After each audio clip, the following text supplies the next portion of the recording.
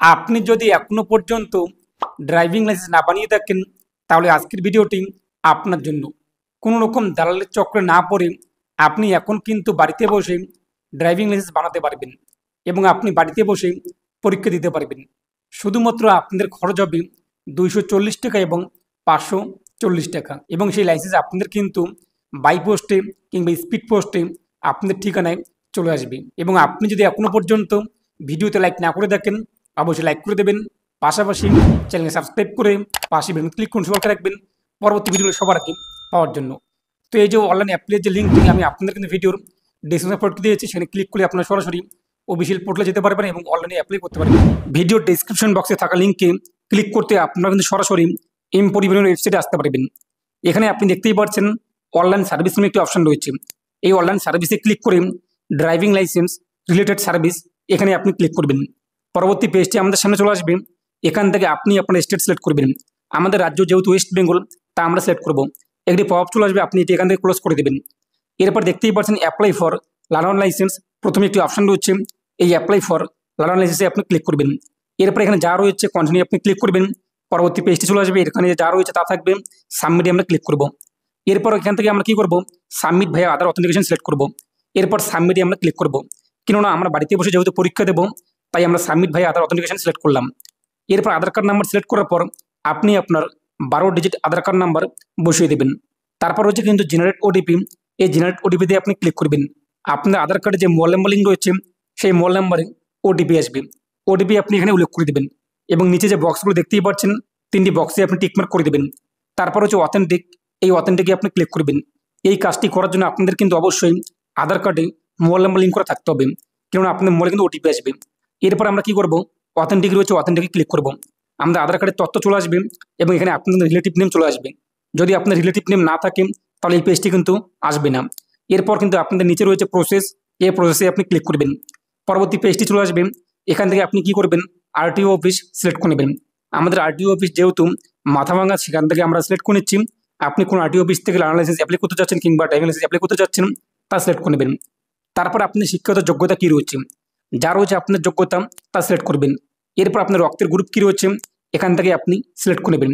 তারপর দেখতেই পাচ্ছেন মোবাইল নাম্বার রেজিস্টার উইথ আধার, এই বক্সে আপনি আপনার মোবাইল নাম্বার বসিয়ে দেবেন।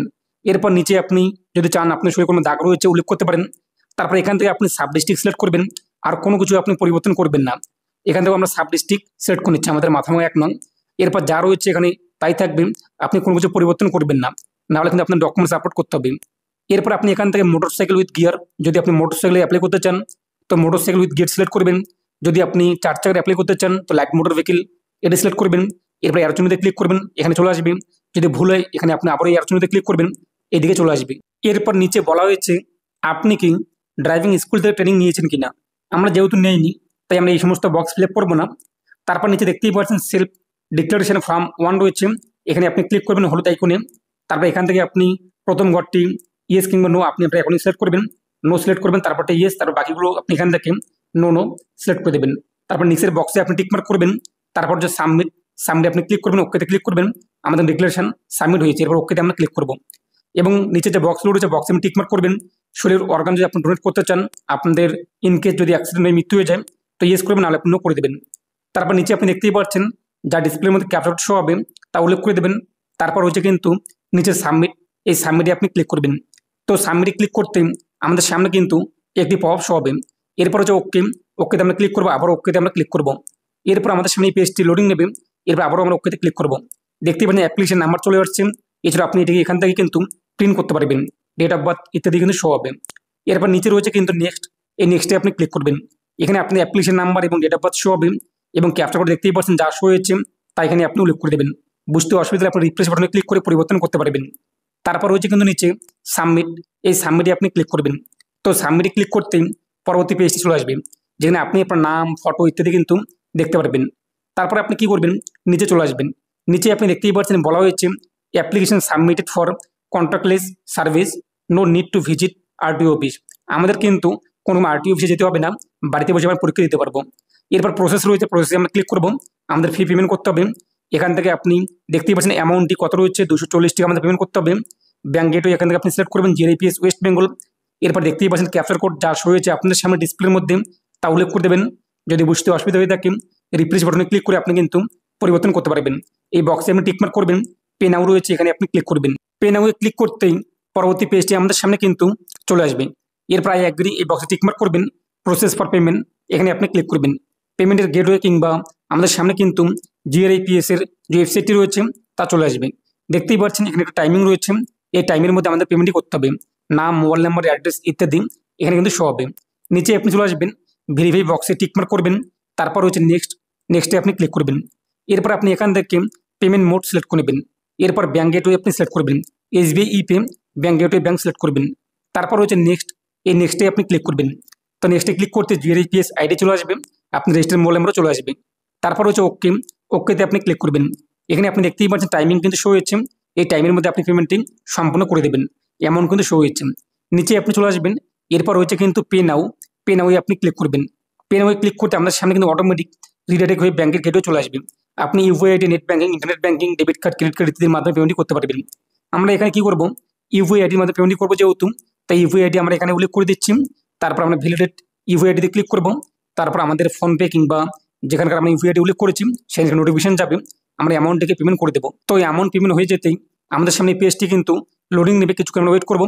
দেখতেই পাচ্ছেন অ্যামাউন্ট আমাদের সাকসেসফুল ট্রানজাকশন হয়ে গিয়েছে এবং রিসিভ কপি, চালান কপি আমরা ডাউনলোড করতে পারছি। ডাউনলোড আপনি করে নেবেন, তারপর আপনি আবার হোম পেজে চলে আসবেন। আমাদের কিন্তু প্রথম ধাপ কমপ্লিট, এক কথায় অ্যাপ্লাই কিন্তু কমপ্লিট। এখন আমাদের এলএল টেস্ট দিতে হবে, তাই আমরা কি করবো, অ্যাপয়েন্টমেন্ট যে রয়েছে এখানে দেখতেই পাচ্ছেন উপরেই রয়েছে অ্যাপয়েন্টমেন্ট, এখানে আমরা ক্লিক করবো। এলএল টেস্ট স্লট বুকিং দেখতেই পাচ্ছেন, এই এলএল টেস্ট স্লট বুকিং এ আপনি ক্লিক করবেন।